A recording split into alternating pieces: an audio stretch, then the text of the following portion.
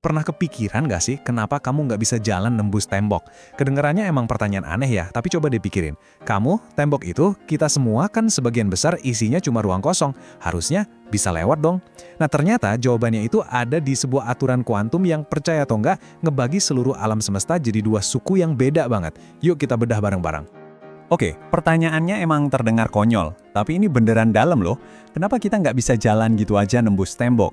Kan tadi saya bilang, atom-atom yang nyusun badan kita dan tembok itu 99,99% isinya ruang hampa. Secara logika, harusnya kita bisa lewat gitu aja kan? Jadi, apa sebenarnya yang nahan kita?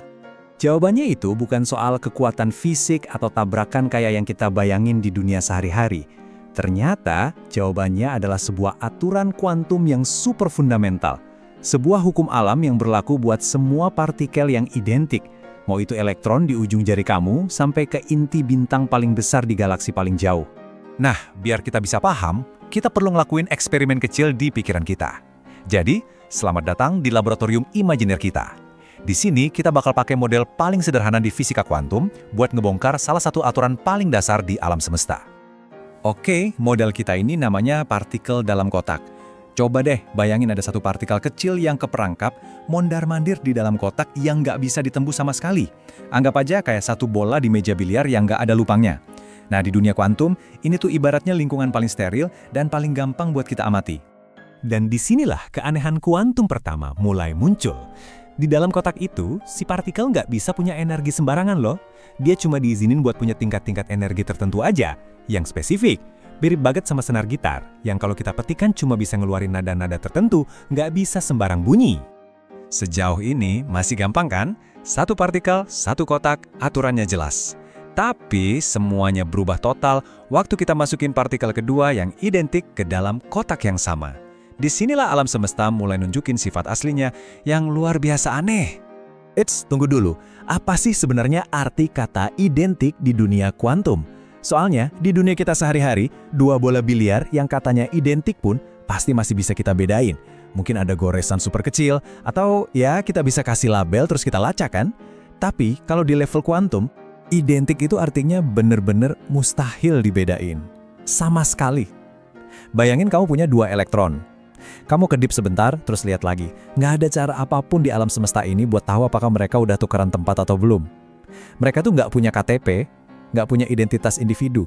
Nah, karena kita nggak bisa bedain mereka, alam semesta ini seolah-olah harus milih di antara dua jalan. Deskripsi matematika buat dua partikel identik ini harus ikut salah satu dari dua aturan. Aturan pertama, simetris. Artinya, kalau posisi partikelnya ditukar, deskripsinya tetap sama persis. Partikel jenis ini kita sebut boson. Aturan kedua, antisimetris. Kalau partikelnya ditukar, deskripsinya jadi kebalik, jadi negatif. Partikel jenis ini adalah para fermion. Dan disinilah alam semesta kita terbelah jadi dua suku besar. Yang pertama, fermion. Mereka ini partikel materi, batu bata yang ngebangun semua hal yang bisa kita sentuh, termasuk diri kita sendiri. Mereka ini para individualis. Terus yang kedua, ada boson. Mereka ini partikel pembawa gaya, kayak foton yang bawa cahaya. Mereka ini para konformis, yang suka banget ngumpul bareng. Nah, sekarang kita fokus dulu sama si individualis ini, si fermion. Mari kita lihat gimana sifat antisimetris mereka ini ngebuat sebuah konsekuensi yang dramatis banget. Dan ternyata fundamental banget buat kita semua. Coba lihat para boson ini. Mereka ini sosial banget, nggak ada masalah sama sekali buat ngumpul rame-rame. Mereka semua bisa dan bahkan lebih seneng buat nempatin tingkat energi paling rendah yang sama. Persis kayak sekelompok teman yang dempet-dempetan nyaman di satu sofa. Tapi fermion, wah kebalikannya. Aturan antisimetris tadi secara matematis ngelarang keras mereka buat ada di kondisi kuantum yang sama. Jadi, mau nggak mau, mereka harus numpuk. Masing-masing harus nempatin tingkat energi yang beda, yang lebih tinggi. Nggak ada yang boleh berbagi kursi. Dan ini bukan sekedar anjuran ya, ini hukum mutlak. Matematika kuantum nggak bilang ini susah, matematika bilang ini mustahil.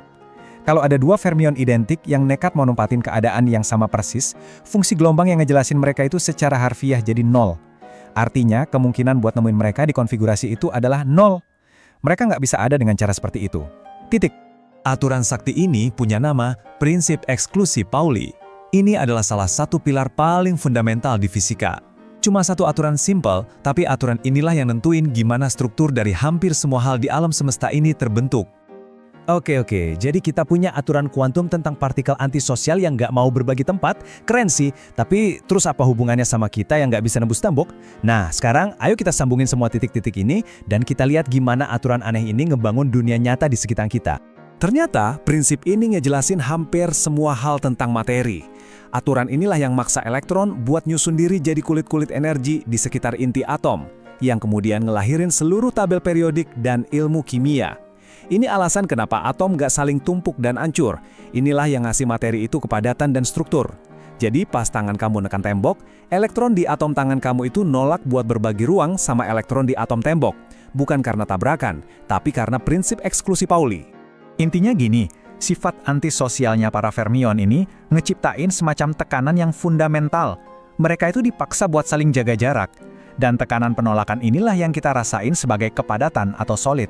Inilah arsitektur kuantum yang ngejaga seluruh alam semesta biar nggak jadi satu gumpalan raksasa yang nggak berbentuk. Jadi, cuma dari sebuah kotak imajiner yang super simple, kita bisa ngungkap sebuah aturan yang bikin dunia kita ini nyata dan padat.